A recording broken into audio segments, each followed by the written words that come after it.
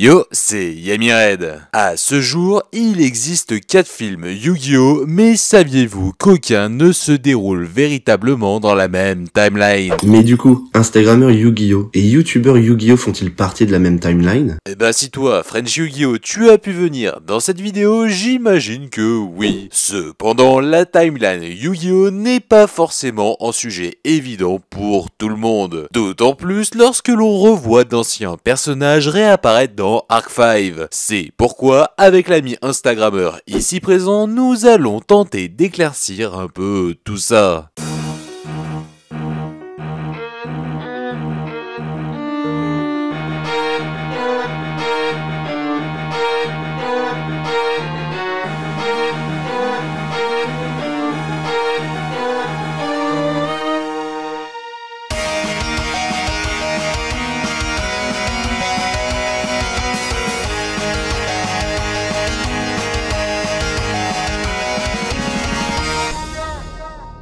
Alors, commençons par... Toi, tu vas quand même pas parler de toutes les timelines Yu-Gi-Oh! Et non, pas tout à fait, car cette franchise est composée de nombreux projets, donc forcément une multitude d'univers différents. Alors, afin de simplifier à minima cette vidéo, nous nous concentrerons quasi uniquement sur les deux principaux, celui des productions japonaises du studio Gallop pour l'anime et celui de la Shueisha pour le manga. Ah, du coup, j'imagine qu'on peut exclure tous les jeux vidéo, car même s'ils ont marqué notre plus tendre enfance, la plupart possèdent une histoire qui leur est propre, bien que chaque histoire s'inspire souvent des différents animés. En effet, et idem pour les productions des autres studios d'animation, donc pas de saison 0 de Toei, qui n'est pas et n'a jamais été canon à l'anime actuel, et il en est de même pour leur film de 99 qui semble se dérouler entre les épisodes 3 et 21 de cette série, bien que certains designs soient complètement différents. Donc, pas de Sevens, ni de Go Rush, qui semble être la suite d'ailleurs vu qu'ils sont tous les deux produits par le studio Bridge, c'est ça? Et oui, donc dans cette même logique, nous exclurons les deux adaptations manga de Sevens, bien qu'ils appartiennent tout de même à la Shueisha, tout comme ces autres mangas jugés non canoniques. D-Team Zexal, Arc 5 The Strongest Duelist Yuya et Gogo Gokibor. Mais du coup, qu'est-ce que tu entendais par production japonaise de Gallop?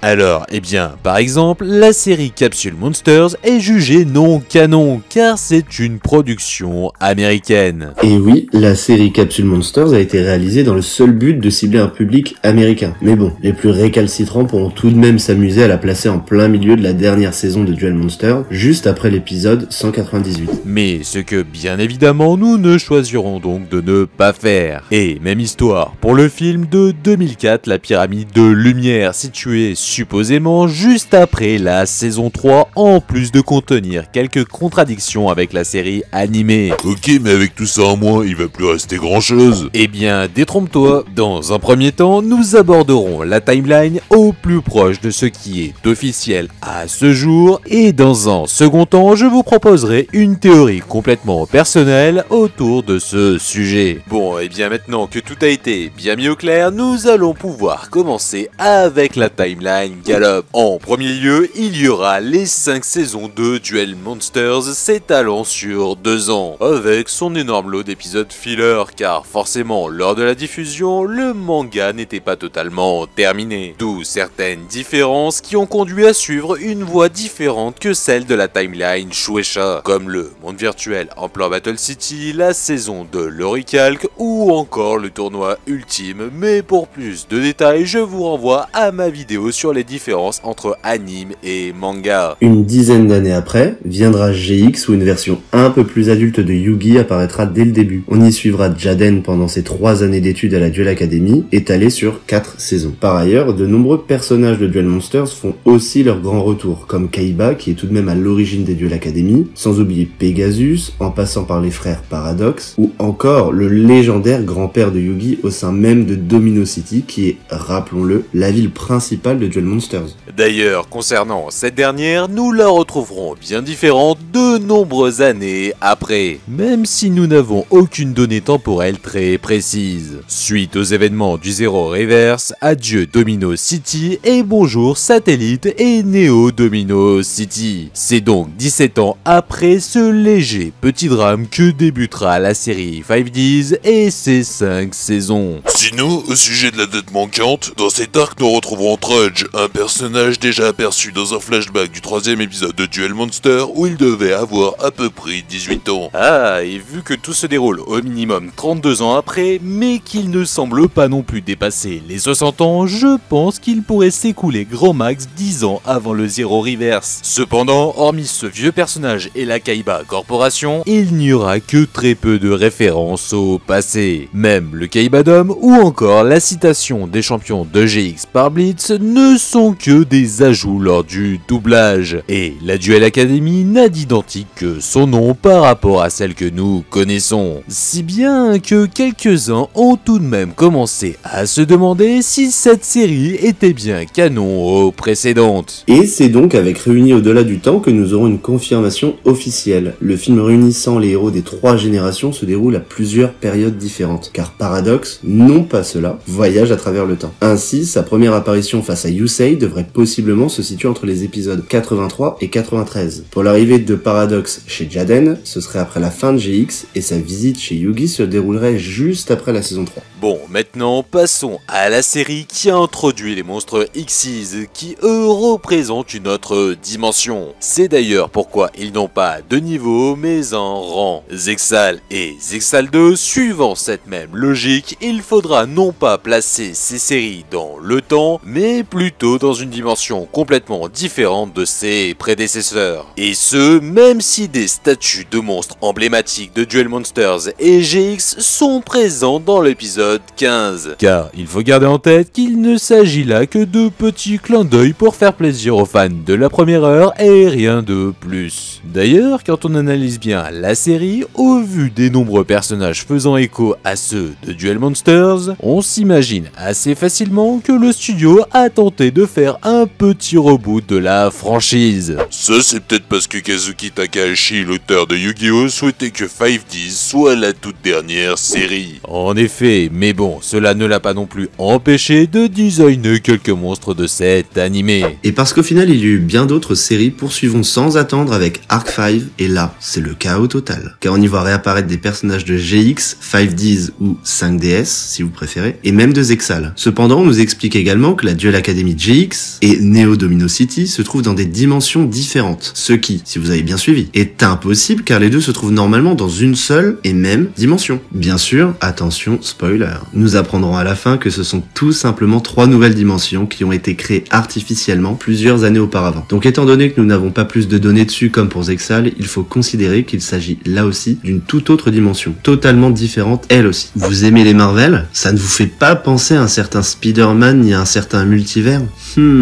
D'ailleurs, le Spider-Verse ne possède pas que 3 dimensions, mais bien plus. Donc, comme pour les précédentes, Vren semble également posséder la sienne, car cette série n'a pas vraiment de lien avec les autres. Bah si, Link Kuribo.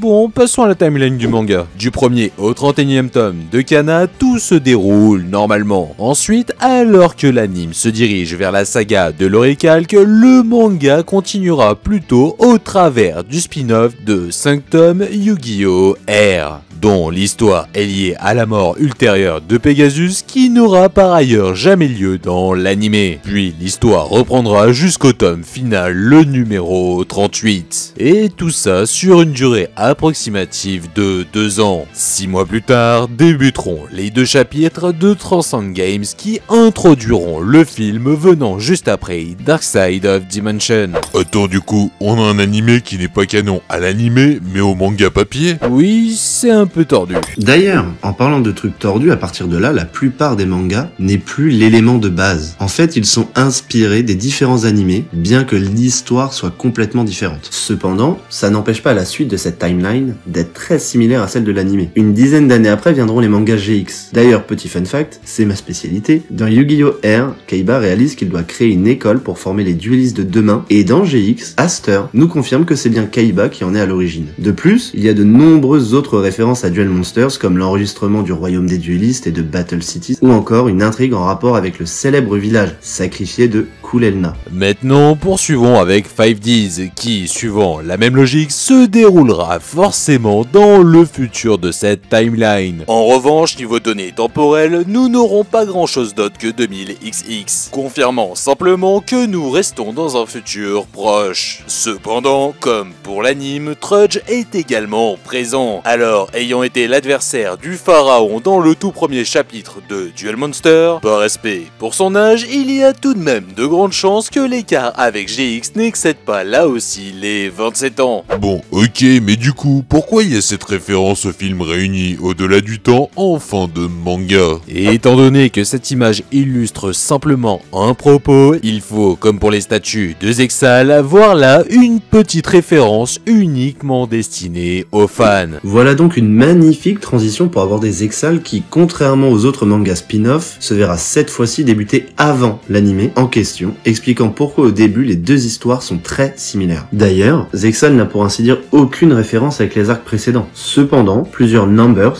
qui n'ont été intégrés que dans l'animé, feront leur petite apparition en fin de manga. Et encore un passage uniquement destiné au fanservice, ce qui n'est pas pour nous déplaire. Et alors, laisse-moi deviner, pour Arc 5, c'est pareil, lui aussi a sa propre dimension. Tout à fait, Yami Gold. D'ailleurs, la seule référence que l'on peut y retrouver se base sur l'animé, avec une fusion rappelant les bêtes sacrées de GX, un nouveau synchro Time Lord pour Arc 5 et un number inédit pour Zexal. Ok, donc à partir de là, plus de suspense, j'imagine que Vrains a également sa propre dimension. Eh bien, pas vraiment, car c'est à ce jour le seul arc spin-off d'animé qui n'a pas eu son propre manga. À la place est donc sorti le tout dernier en date, OCG Structures, avec comme protagoniste Shuma Yusa, donc par logique le tout premier au final à ne jamais avoir eu son animé. Cependant, nous pourrions penser qu'il semble fortement être la suite du jeu des Saicho Card Battle qui introduit la plupart des personnages de ce manga. D'ailleurs, dans ce jeu, Kaiba, Yugi et plein d'autres personnages de Duel Monsters y feront aussi une apparition. Alors, quand on voit que les duel disques utilisés sont les mêmes qu'à Battle City, on en arrive rapidement à la conclusion qu'il serait canon au premier manga. Mais ce serait oublier la première règle qui est d'exclure les jeux vidéo car au final, il y a tout de même quelques petites différences. Donc, comme pour les deux précédents, il possède son propre univers et quel univers d'ailleurs?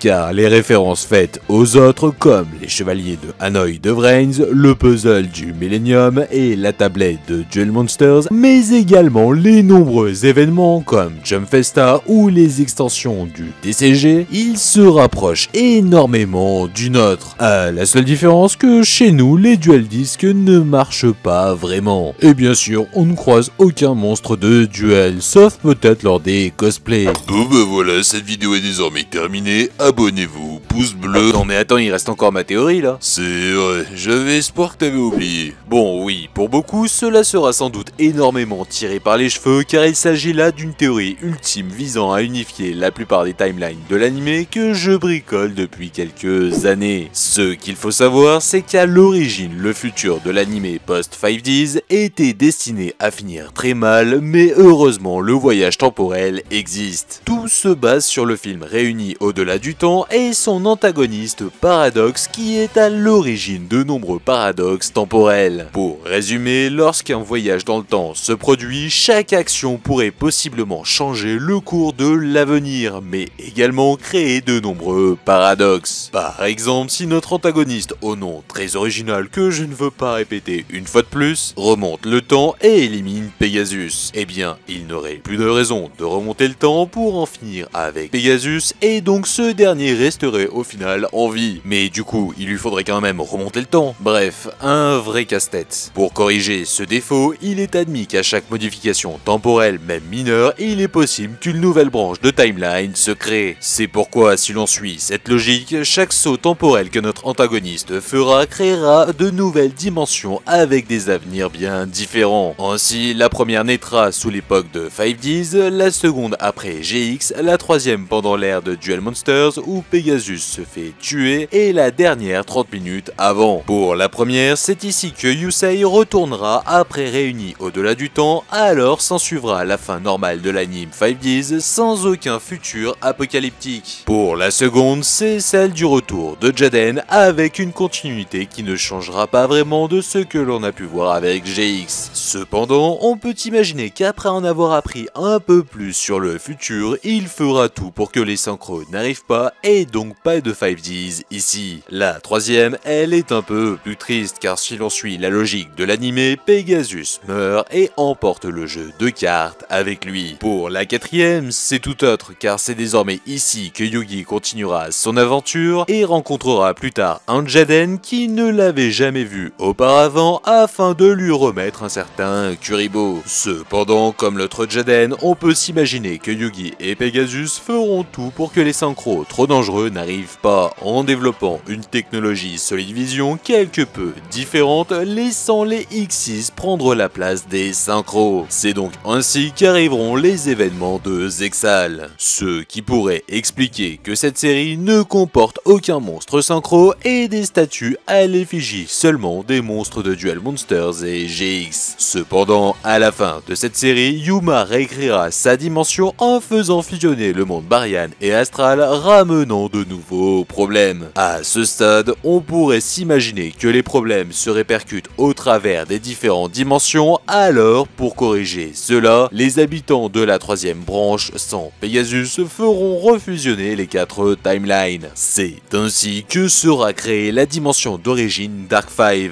avec toutes les invocations de l'Extra Deck. Et lorsque l'incident de Zack divisera ce monde une nouvelle fois, ce seront les périodes les plus marquantes de chacune des 4 précédentes timelines qui seront utilisées afin de créer ces nouvelles dimensions. Mais les précédents héros seront remplacés par Yuri, Yuto, Yugo et Yuya. Et du coup, à la fin d'Arc 5, quand les 4 dimensions sont réunifiées une nouvelle fois, les pendules sont délaissées au profit des liens et on arrive sur Vrains.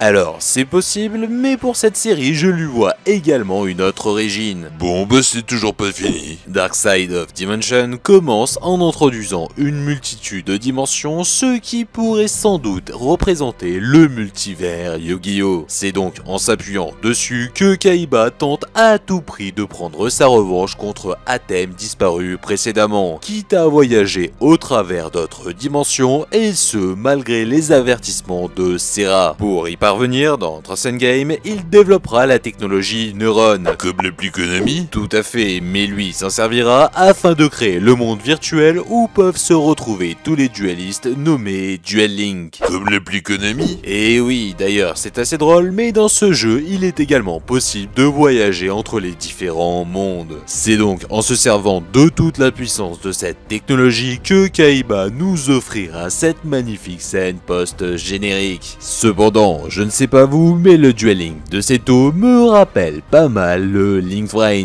D'autant plus que le film et la série se suivent à 1 an d'intervalle. Nous pourrions donc imaginer que Kaiba n'a pas pu s'empêcher d'explorer d'autres dimensions jusqu'à se retrouver coincé dans la timeline post-Arc 5, où il aurait sans doute continué à développer sa technologie créant le Link Vrains. Ainsi, cela pourrait peut-être expliquer pourquoi Vrains n'a pas de version manga.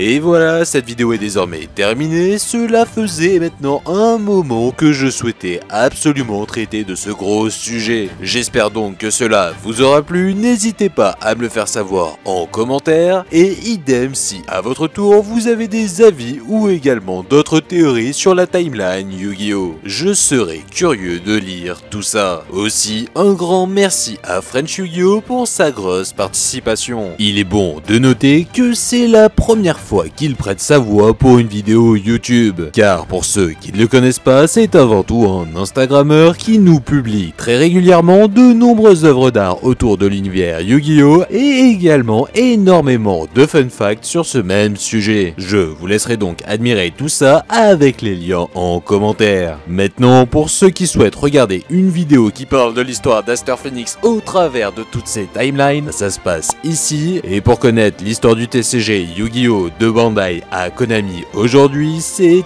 ici. Allez, ciao! Attends, mais maintenant que le Yugiverse est ouvert, on risque de voir débarquer des Twitchers, TikTokers... Et Instagrammeurs aussi. D'ailleurs, il n'est pas impossible que je revienne ici. Merci pour l'invitation, Yamired.